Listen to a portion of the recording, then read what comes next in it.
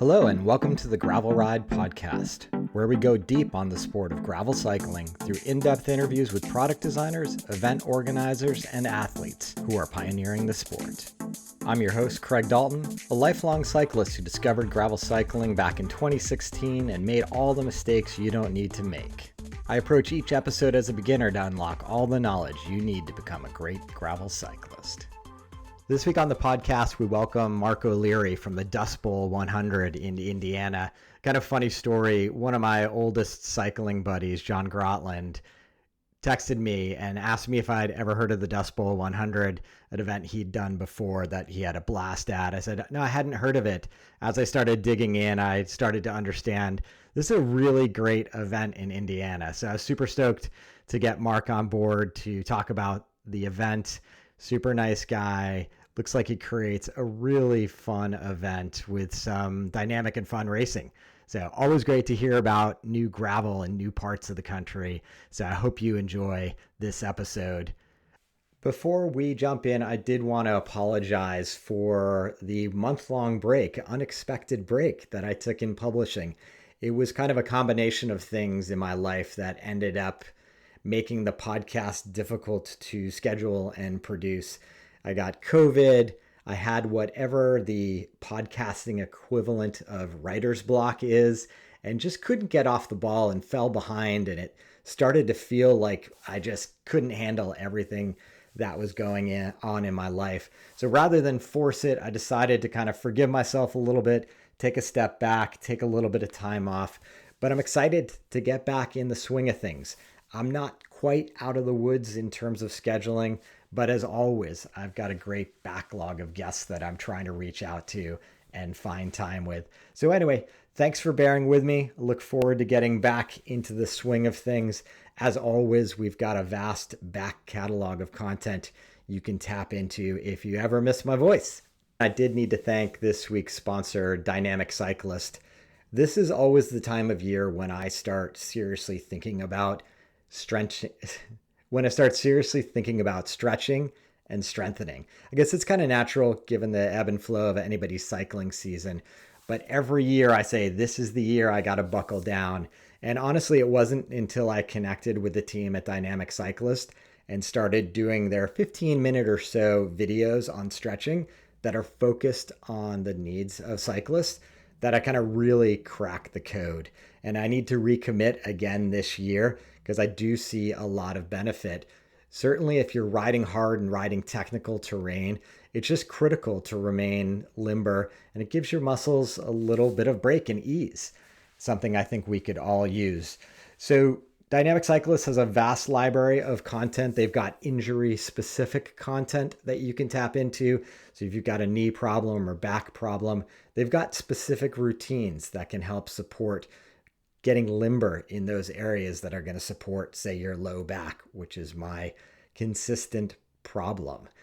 Anyway, check them out at dynamiccyclist.com. You can get 15% off a monthly or annual membership using the code TheGravelRide or by checking the link in the show notes. They also have a free 1-week trial, so now's the time to give Dynamic Cyclist a try. With that business behind us, let's jump right into my conversation with Mark and the Dustbowl 100. Mark, welcome to the show. Yeah, glad to be here, Craig. It's exciting. I've been a listener to the podcast for a long time, and excited to be here tonight to talk about the Dustbowl 100. I love it. And as an introduction to how I discovered the Dustbowl 100, I got a text message from my long-term cycling friend, a guy I used to work in a bike shop with when we were both in college. And he's like, hey, Craig, are you familiar with the Dustbowl 100? I should probably read it to you. Have you considered interviewing Marco Leary, the founder of the Dustbowl 100?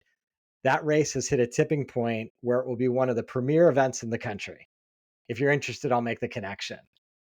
And I was like, that's awesome. Let's do it. That's really cool. He sent me a similar message and said, have you heard of the Gravel Ride podcast? And I was like, absolutely. I listen to it every week. And he's like, well, I've got a connection there. I'll see if I can get you on. So I was pretty pumped to hear that. Nice. Let's start off as we always do. Mark, where'd you grow up and how did you discover cycling as a child, and then later, how did you discover it as a sport to participate in? Yeah. Okay. I'm a lifelong Hoosier, born and raised in Indiana. Grew up in Terre Haute, so the west side of the state. Probably best known as a place where Larry Bird went to college at Indiana State. Um, Growing up, I've got three brothers. We were all into the stick and ball sports, so basketball and football were the big ones to play. And I was lucky enough to play basketball all the way through college. So, the bike um, growing up was something I did for fun. I'd like to ride to my friend's house. I love the exploration aspect of riding the bike, just going to find um, you know, trails in the parks next to our neighborhood, or when I got to middle school, riding downtown to get a haircut. In high school over the summer, I'd ride my bike into basketball practice here and there. But the bike was never really cycling was never really a sport that I would consider at that point. It was just more a means to get around and just have some fun with friends, basically. Um, and then, as I said, I played basketball through college. Went to Hanover College down in southern Indiana, a little Division III school on the Ohio River. Um, and at that point, the bike was I could get to class, get across campus a little quicker by hopping on the bike, and that was the extent of my riding a bike in college. Yeah, I can't imagine as Um, being someone in Indiana showing promise in the sport of basketball that anybody was encouraging you to do anything but basketball. right, that is very true. I mean, Indiana is basketball is the sport of Indiana, so um, that was the focus of I put all my focus into that, and yeah, I didn't have I played football a little bit growing up, by the time I got to high school, it was fully focused on basketball. So not much time for any other sports or activities. Nice. So you continued playing basketball at the college level. Once you graduated, were you thinking about continuing to play basketball, or was it sort of the end of your career of basketball? As far as a competitive being on part of a team, that was the end of my career. But I played in some men's leagues, some rec leagues after college. Just try to keep the competitive juices flowing. But after a year or two, the knees started to hurt a little bit more than they had before. I couldn't jump as high, couldn't shoot as well as I did in college. It's kind of one of those things like, well, I need to find something else to do. I was still really competitive, but my competitive itch wasn't getting scratched with how my transition in the basketball game was going. So I needed to look for something else. I tried doing some running, but again, the knees didn't enjoy that. So um, really kind of just fell into the bike. Um, And I were you live in in Plainfield Indianapolis now, at so that point? yeah, yep. So I after college moved up to the Indianapolis area. I live in Plainfield, so it's on the west side. It's a west side suburb of Indianapolis, right by the airport. And we have a fantastic trail network, rails to trails network here in town. Every single neighborhood is connected by a trail. We have tons of parks that are all connected with the trails, and really just got a bike at Walmart to go ride the trails and kind of explore town since we were newer to town at that point. And did that for a month, and was like, what, I want to go venture out and get out on some of the county roads around here and see what else is out there, things I don't see in a car on a day-to-day basis. And you know, I think my first what I call long ride was probably 10 miles. I got 5 miles out of town, and I thought I had done a century ride, and I was like, this is awesome. I can't believe all these things I'm seeing that I don't see on a day-to-day basis. And really from there, it I got bit by the bug quick, and jumped right into found some group rides, then jumped into trying to ride faster, then doing some training to keep up with the fast group, and then jumped into racing with crits and some cyclocross a year or two into riding. So Gotcha. Yeah, I was going to ask you in the Indianapolis scene as you got interested in riding, what was the easiest genre of cycling to get into? Was there a big road scene, a crit scene? What kind of was the easiest thing to kind of get that performance side of the sport getting you yeah, excited about it? I think so. I started around 2011 is when I got into cycling. So at that point, there were still a lot of criteriums, a couple of road races in the Indianapolis area. I tell my friends now, like, they if they've started riding recently, like they missed out on a great crit scene back then. You could race a crit almost every weekend from April through July or August within an hour, maybe 2 hours of Indianapolis, and so that was Yeah. great. So that helped me get into the sport again, fed that competitive itch, and so that was great at that time. We also had a time trial series that took place just one town over from where I lived, and that was I think a 5 race series on Sunday mornings throughout the summer. So that was another way just to get a quick, easy race in and get that competitive juice flowing. And so I'd say time trials and criteriums were what initially got me into the competitive side of the sport. Yeah, there's something to be said for both of those being like an hour long or less events because you can kind of Yep. leave your family, go race a race, and be home before they're even done with brunch versus, Yep. these gravel events we love now. You've got to commit to an entire day or you've got to travel. It's a lot more of a production than a crit or a time trial would be. Yeah, that's exactly right. And I love the time trial because it was a Sunday morning at like 7 a.m. So I could go there, race, come home, shower, get to church with the family, by 9:30 in the morning, and it was great. So there is something to be said for those short and local races for sure. Yeah. So again, just naivete around Indianapolis and the riding around there. When did you just start to discover gravel cycling and the off-road riding possible around Indianapolis? Yeah, I would say probably 2014, 2015. I was pretty early into riding gravel, kind of the riding gravel scene around here. Um, at that point, um, I guess I've always been interested in the outdoors and getting outside, seeing nature, and kind of and exploring, which I mentioned before. And so finding gravel was my way to kind of do that on the bike. And we've got a couple rails to trails in the neighboring county, Putnam County, which the Dust Bowl takes place in. There's a rail trail system that's crushed limestone, and so that was my first kind of foray into getting into gravel, and just rode that trail a couple times and got out in the country. And over the course of time, kind of veered off. It would cross some gravel roads. So I'd turn down that gravel road and see where it took me. And um, at that time, there wasn't a big gravel riding or racing scene in Indiana or really anywhere. Um, but there was a bike shop um, on the northwest side of Indianapolis that put on a weekly or a monthly gravel ride. They called it the most inconvenient weeknight ride because it was 30 or 40 minutes outside of town. Um, it was at a park, but it was my first group ride gravel experience, and that was again a monthly ride that they put on. Um, so that was kind of my first step into riding gravel as a group. And then there were a couple of events that gravel events that were taking place then. I think the longest running gravel event in Indiana is called the Gravel Grovel, and it takes place the weekend after Thanksgiving every year. So I think that's been going on since 2011, maybe.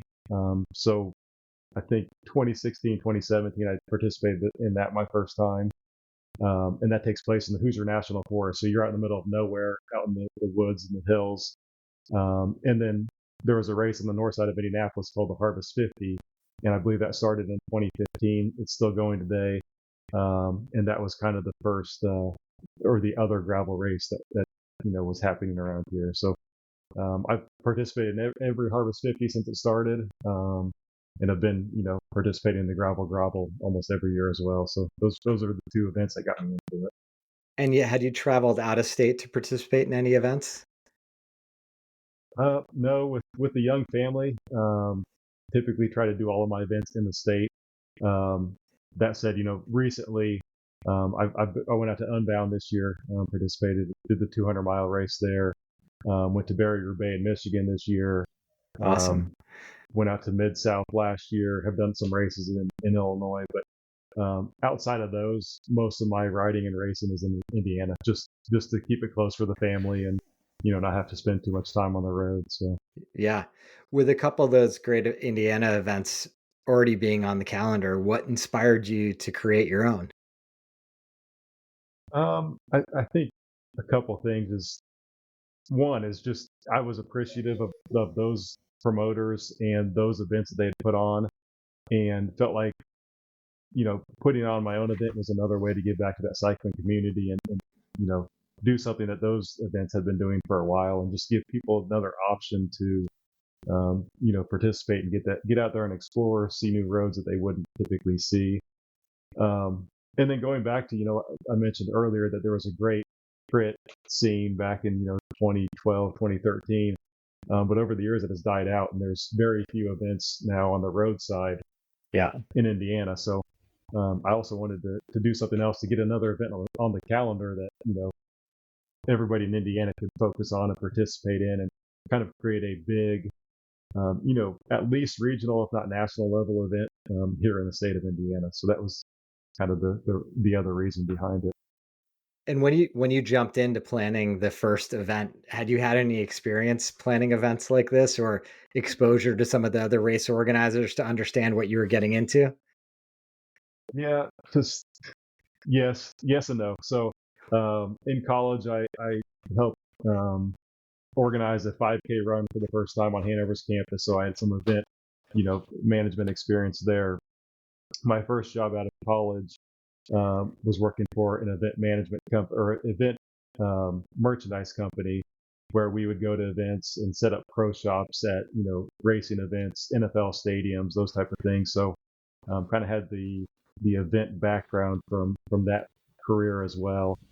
And then I've been the president of my cycling club here in Plainfield for a number of years, and as part of that, I would always just put on, grassroots fun weekend events where we'd go after some Strava segments here and there, or we'd go do a race around a park or different things, and just kind of had a little bit of experience with that. And then I'd also, as I got into thinking about doing an event, an actual, full scale event, I volunteered with a couple organizations that put on like charity rides in the area as well. Just got on their planning committee, so I could see how those events ran, how they did those events and what went into it. So that gave me a good idea getting into it. Like, here's a checklist of things I need to do to make it a successful event. So Yeah, interesting. You answered my question, which was, a lot of times event organizers will kind of create a group ride, and then it will expand, then it will expand, and then it will become an event. But you had done that, it sounds like, in a lot of different capacities and taken the time to learn from other organizers. So it sounds like, and don't let me put words in your mouth, but when you decided to go for the Dustbowl 100, it was going to be a thing. You were going to have to invest capital in it. You were going to have to get sponsors. You were going to have to do a lot more. How did you approach kind of getting the capital together to put a race of this size together?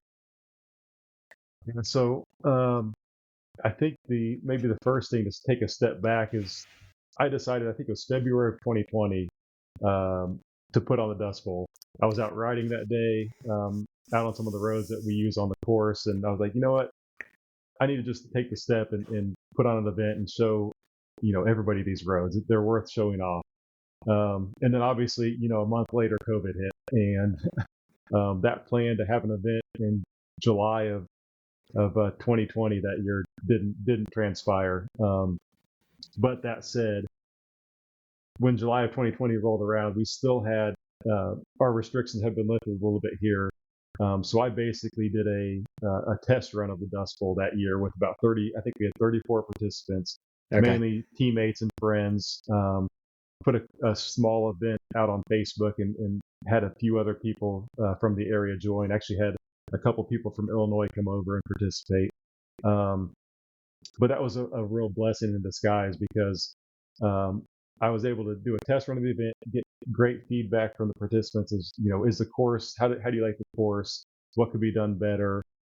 Just get a feel for how to manage an event, and to do that with 34 people was really helpful. And then that gave me, 18 months to plan actually for the first event in 2021, the first official event. Okay. And so, going back to the capital question, it was, I guess, just a risk. It was, spending a few $1,000s of my own money to, set up an LLC to run the event under and get the initial permits, and, just crossing my fingers that I could get 100 people to sign up to cover those, to get those fees back.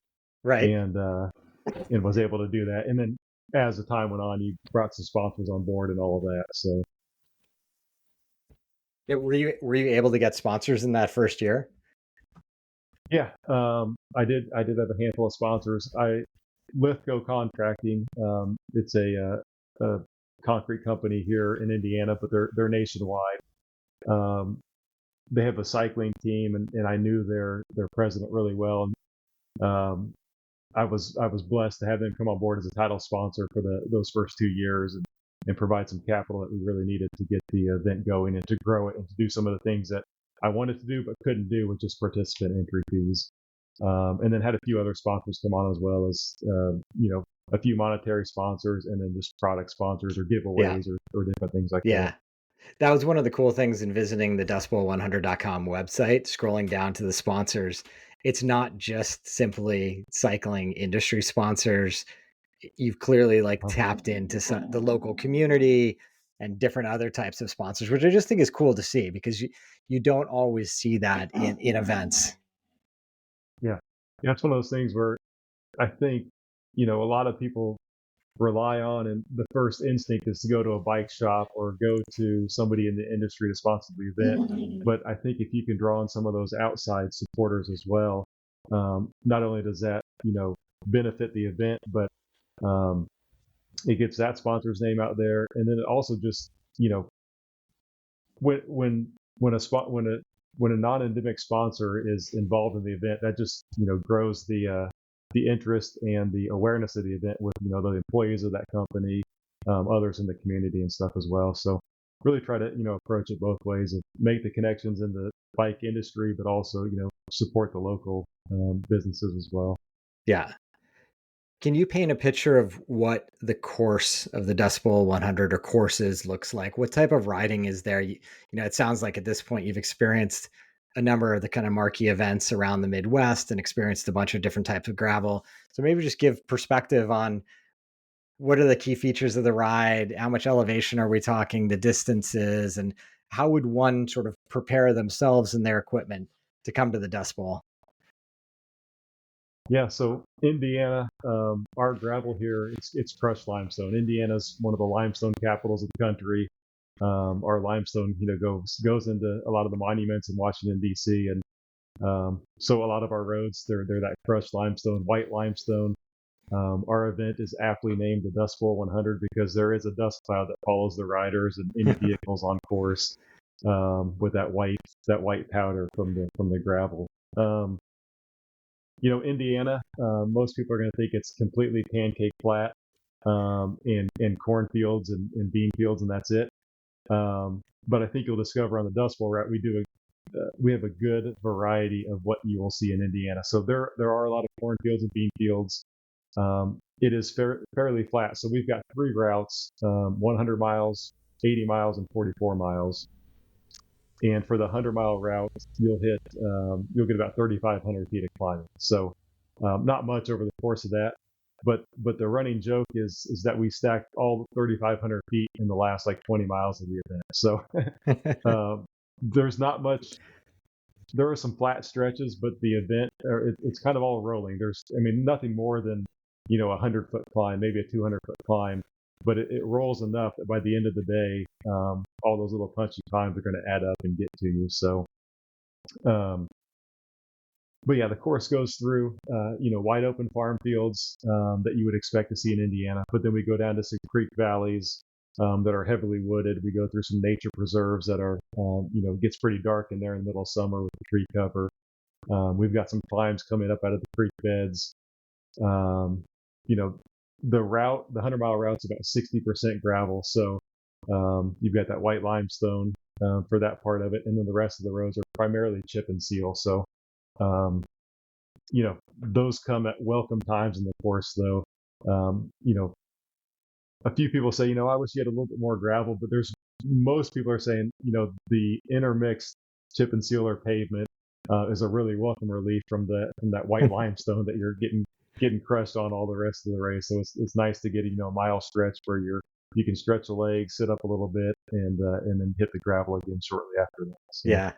Yeah.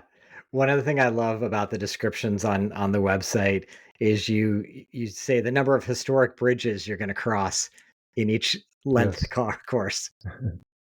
Yep. And I think the exploration and just the history of everything is again something that really appeals to me.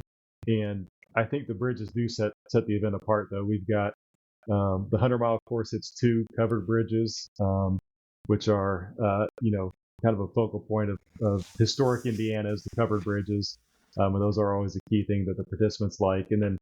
Um, and then we've got a number of iron bridges, old metal bridges that we cross as well.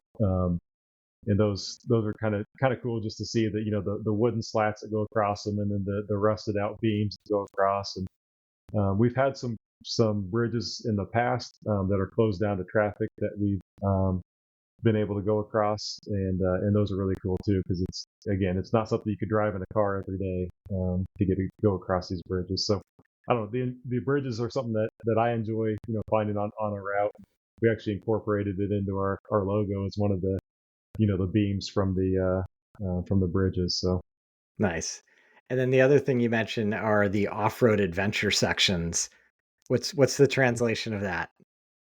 yeah, so we have two sections that we call the off-road adventure section. So one of them is about a mile-long section. It goes through some private property. It's an old county road that the county no longer maintains, so it kind of got reverted back to the landowners there. And when you get onto the road, you go onto the road. It's some broken pavement, and then it just gets into some gravel, and then you get to the end of it, and it looks like it's a dead end. It turns to grass. There's some trees overhanging. You can't really see any. You can't see down the trail any. But then the sign says, go straight here, and you go around a little corner, and then it opens up into a dirt trail through the woods. Kind of a washed out, rutted Jeep 2-track section. Again, not really long, but it's kind of something completely different from the rest of the course that everybody seems to enjoy. It adds a little technicality to it. It'd be fun to add more sections of that, but there's really none that we have the ability Yeah. to add. And then the second adventure section is at the finish. So the only way to get the event takes place at Eminence Schools, a high school in the town of Eminence, and the only way to get to the school property is off of a highway or a county highway. And so we don't want to route people back through there at the finish when they're either exhausted or they're racing to the finish, and we don't want to blow a stop sign with the traffic coming through there and stuff. So the local fire department owns a big area that butts up to the school off one of the county roads, and they have a tractor pull track. They have a large grass area. There's a bridge that crosses a creek that connects to the school. So we basically build a cyclocross course in the last half mile of the event, where we wind around on some gravel. We go down the dirt tractor pull track, go through the grass, cross a bridge, go around the cross country course at the school, and then finish there at the school. So it's a different finish that I don't think you see at a lot of events. That's a lot of fun. When do you describe the event to riders as a ride or a race? What's sort of the tenor? What are you going for? That's something I always try to balance because yes, I want it to be a race with high caliber racers, a fast race, but at the same time, I also want it to be completely welcoming to somebody that's brand new to gravel and never, has either never participated in a gravel event, never participated in an event at all. So kind of try to balance that and try to, share equal parts of, this is a ride, it's also a race. Yeah. Um, and I think we've done a pretty good job of that. I think we get a lot of feedback that our course is really welcoming to anybody. You can race it as fast as you want to race it. The winning time this year was 4 hours and 28 minutes. So, almost Smoking. 23 miles an hour, Yeah. flying fast. Those guys were smashed at the end, and they put all they could into it. But it's also welcoming enough that anybody can go out as their first gravel ride, as their first event, and feel comfortable in knowing that they can finish that event. Our 44-mile course is really popular with new riders. It's a great way to get into gravel riding or racing, and at a distance that really most people can Yeah. complete, and it's a pretty friendly course for that. Yeah, in some ways I'm jealous. In where I live in Marin County, so difficult to invite new riders into the fold simply because we're always going up and down. We have to Yeah, do an hour-long loop around here. You're probably climbing 1,000 feet or 800 feet, and that's just not appealing, I think, to a lot of new athletes. So the idea of just being able to invite a newer athlete to go on an undulating ride over 44 miles just sounds ideal to bringing new people into the sport. yeah, it's um, one thing that we focused on this year is to increase our women and junior participants, kind of with that same idea of, make it a welcoming event for people newer to the sport. And in 2022, we had 100 women sign up, so we made a goal this year to get 200 women. We got to 195, so we were really close, Close. and we more than doubled our junior participants as well. So I think it's the same thing, kind of the word of mouth, and then just promoting that. It's an event that the course can be as challenging as you want to make it. Yeah. Anybody can complete it, and you can just ride faster if you want to make it harder. We are lucky with that. And I think it's what's helped the event grow pretty quickly is that reason as well.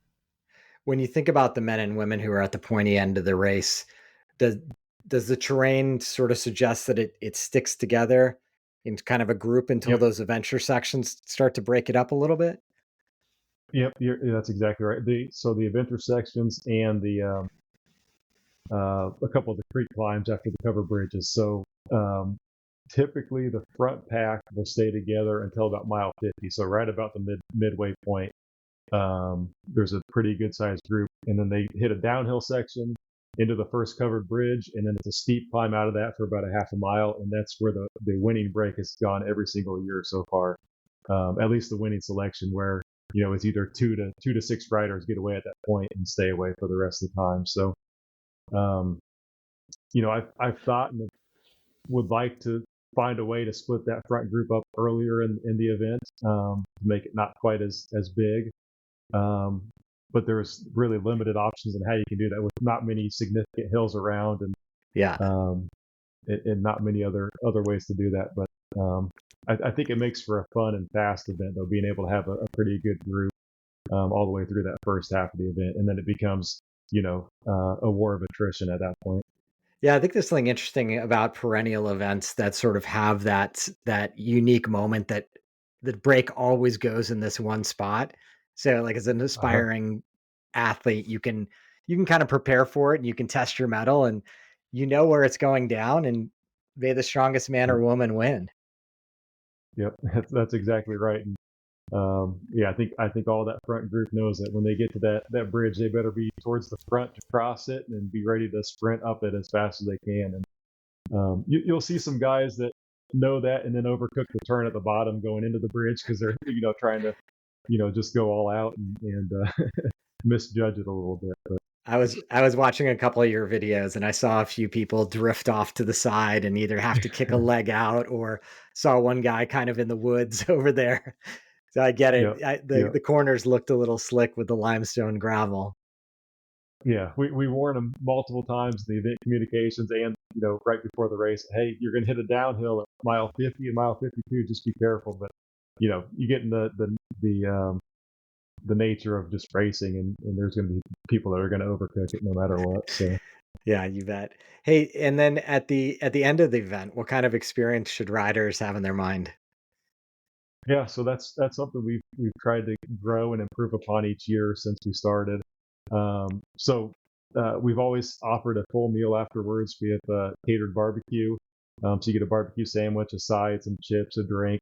We also have some vegan and vegetarian options, and then the barbecues you get an option of pork or chicken. So quite a few meal options afterwards.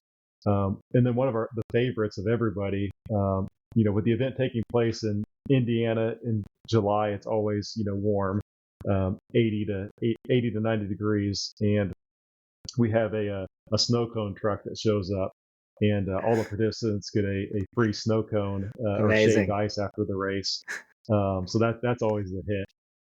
Um, the last couple of years, we've introduced live music afterwards, just trying to, liven up the mood and get people to stick around and watch other people finish. So we've had a lot of local bands come and play that play some great music.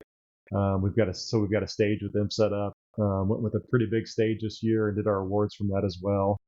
Um, and then, one thing we're continually trying to grow is like our vendor expo area. So whether it's sponsors or other businesses that want to come out and set up, a tent and give participants an area to come and kind of walk around, mingle with the vendors after they get done racing as well. Again, trying to just have that post race atmosphere there and encourage people to stick around and cheer for their friends. We do a bike wash. So Silka sponsored a bike wash station this year. That's free to all the participants. The school offers showers in their locker rooms for $5, and those funds go right back to the school, to their athletic department. So Awesome. those are really popular as well, just to get clean up after that, get that dust off of you after the race. So lots of different things. Do some giveaways throughout the day, and just really try to make it a fun atmosphere. There's a playground right there in the vicinity, so it's fun to see families come out as their spouses or siblings finish the event. You've got some families congregating their kids. My kids love to come out and just run around during the day, and it's a pretty fun atmosphere. Nice. And let's just talk finally just about the size of the event. How has it grown in participation? And are you seeking to continue to grow it, or do you have caps on how many athletes you can reasonably support? Yeah, so like I mentioned, the first test run, year zero that we call it, we had 34 participants. 2021, we set a cap initially at 250 participants. That was just because of COVID restrictions, and was really surprised when we hit that 250 participant limit just about a month in after registration. So honestly, we lucked out at that point. There had been no events for a year and a half. Everybody was looking for something to do. And we just happened to open registration at a time when there were very few events on the calendar. So I think we got people to sign up because of that. The county ended up letting us have 400 participants in 2021. So year one was 400 participants, went to 600 in 2022, and then went to 800 in 2023, and have sold out every year. A couple, you may ask, why don't you just open up registration completely? And there's kind of two reasons for that. Is one is my goal is to make it the best participant experience that I can, and I don't want to just bring in 1,000 or 2,000 people and let them loose and not know how it's going to work. So I think Yeah. capping registration, increasing it by 200 or so participants each year has allowed us to grow, manage the growth, make sure we're providing that experience, and make improvements each year to be able to bring more people on. And then the second thing is again, the event takes place in Eminence, Indiana. It's a town of less than 100 people. There is not a stoplight in town. There's one stop sign in town. There's a gas station, two churches, a fire department, and a bank, and that's what the town is basically made up of, along with a few houses. So it is a small town. We love the town. They're fully supportive of it, but even after the first year, we were basically maxing out all of the paid parking spots in town. The organization has been awesome, allowing us to use all their space that we can.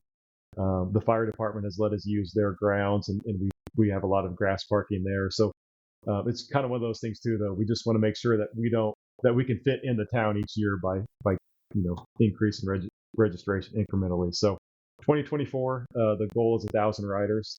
It'd be pretty cool to hit that 1,000 participant mark, and the town, we were able to fit 800 in the town pretty easily this year. So I think 1,000 is a manageable number. Past that, we'll see how next year goes, and maybe 1,000 is what we stick at, or maybe we continue to grow it. So That's great. Is there a month of the year that you typically open up registration for the event? yep. So we've always done registration on January 1st, the first of the year. So I know a lot of events do that, and it can be hard on participants knowing there's multiple events that they got to sign up for in the first of the year. That's what we've done. We plan to do that this year, but we may end up moving that at some point just to get off that first date. But yes, for 2024, the plan is January 1st that registration will open. And we sold all 800 spots in 10 days last year. So if anybody's interested in participating, I would say get on that registration pretty quick to make sure you get into the event.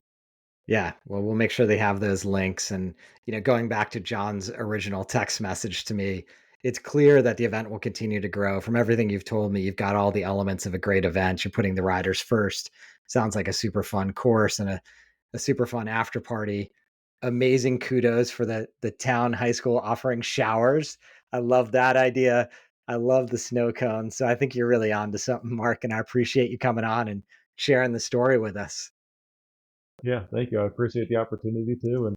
And we've had riders represented from 31 different states so far. So I guess I'm going to throw it out there.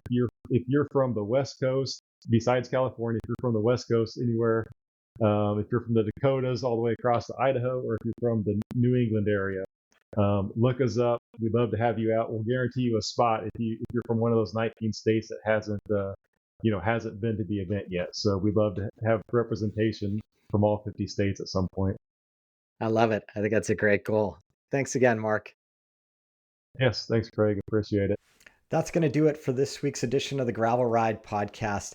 Big thanks to Mark for telling us the story of the Dustbowl 100, and a big shout out to my friend Jumpin' John Grantland for sending Mark my way.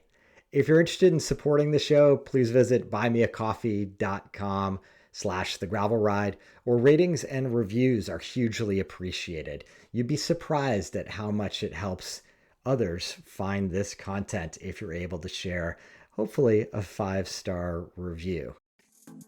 And as always, here's to finding some dirt under your wheels.